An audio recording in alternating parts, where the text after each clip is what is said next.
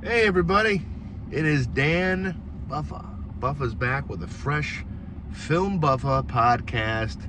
Nice and short and sweet. I got about 11 minutes before I have to get back in to the old plumbing factory. But today is really to discuss a great trailer. I watch certain trailers, I watch them a lot. I try to avoid certain previews of movies, but this summer, this fall, it seems to be dominated by surviving in the wilderness or out in the whatever with your dog. So after Dog Stars, the upcoming Ridley Scott movie with Jacob Elordi, Margaret Qualley, and Josh Brolin, and a lovely dog, about a post-apocalyptic kind of group of people trying to survive after an apocalypse. The new trailer from the director David Ayer, who has made a couple absolute gems in Fury and End of Watch, two movies that I can just watch at any time.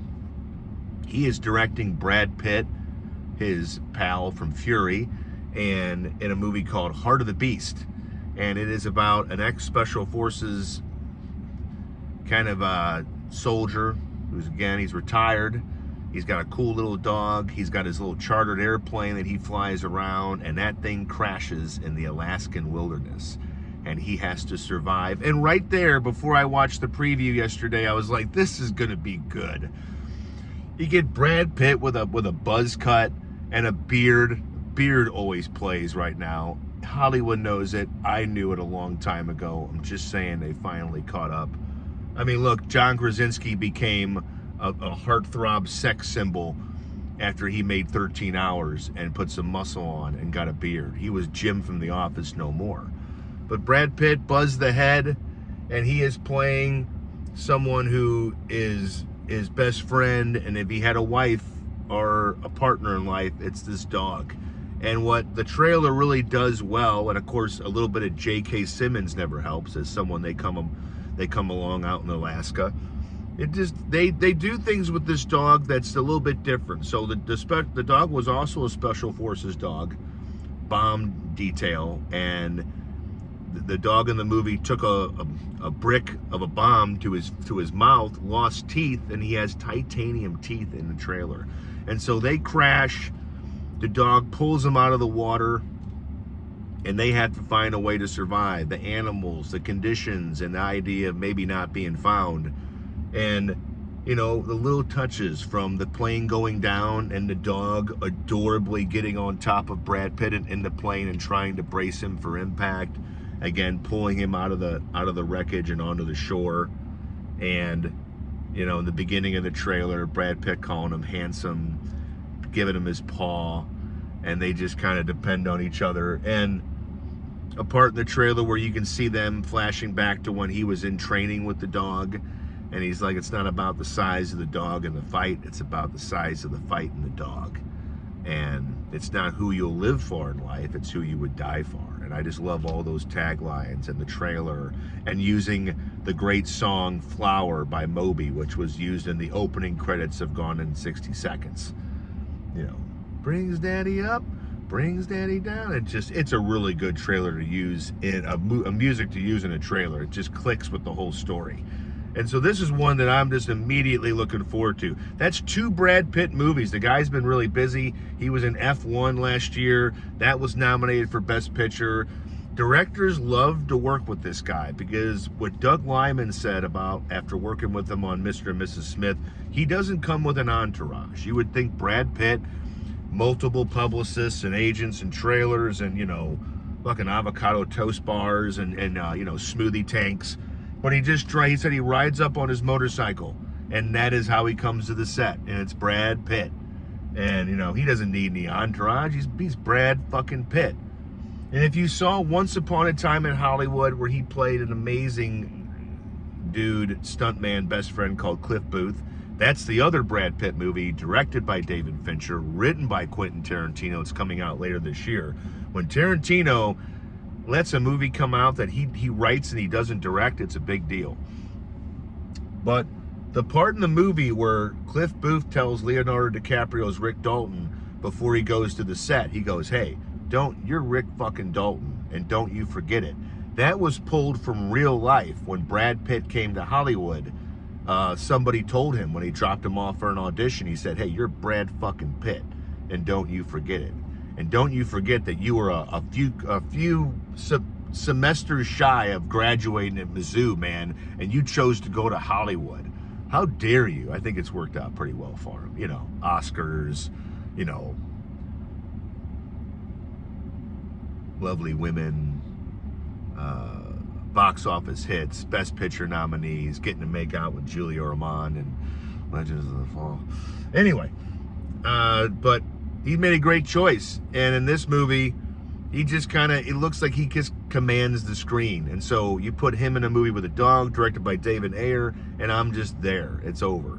But yeah, he's a one-man wrecking crew when it comes to the set, and when it comes to kind of, you know, and if he's in a movie that with a good plot, I'm kind of in. You know, it's not that he's just a Springfield, Missouri boy, and I'm trying to be biased. But this movie looks great. It comes out in September.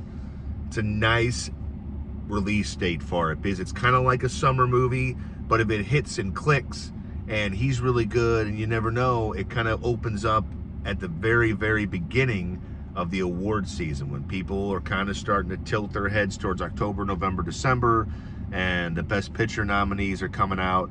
And so, again, watch the trailer. It's just kind of right.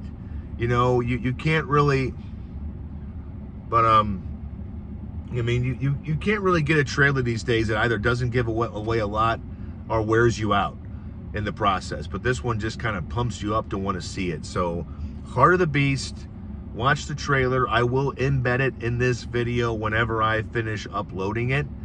But yeah, I'm excited about it. I'm also excited about a fresh episode of Dutton Ranch tonight, episode 6 of 10. That is my favorite show. You show me Cole Hauser on a horse and Kelly Riley with a cup of coffee in her hand and a pen trying to figure shit out, and I am just at ease. I just want to go out to that Texas ranch. I mean, it's hot, but it's hot here right now. I sweat professionally, so I don't really mind sweating. But yeah, and then also what else to discuss? I mean, great trailers, Dutton Ranch, you know, HBO kind of, I guess, getting ready to reload their Sunday night entertainment after Rooster and Euphoria finished up their seasons. I mean, I'm just kind of excited. But yeah, Brad Pitt has 2 big movies coming out this year. The Adventures of Cliff Booth, the unofficial kind of sequel to Once Upon a Time in Hollywood. I do think Leonardo DiCaprio is going to show up at some point in a small role. But if there is one character to kind of chase out and make another movie with, it's Cliff Booth. But even more so than that one, yeah, Heart of the Beast is what I'm excited about. So that comes out in less than 3 months. I think it's September. I think it's down there. No, it's not down there. It's going to be July before we know it. And then it's going to be cranking into the heart of summer.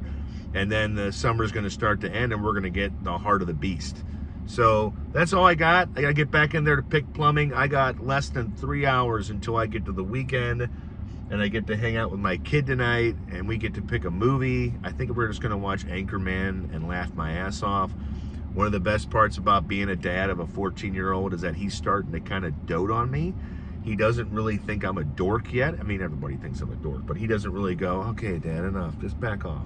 He wants to hang out with me, and when I laugh in a movie, I can tell that he laughs, and that's what I did with my dad. My dad, when I was a kid, we're laughing. It's just great. So I have that with him right now, and then we'll play some Forza, and he'll kick my ass. But you know what?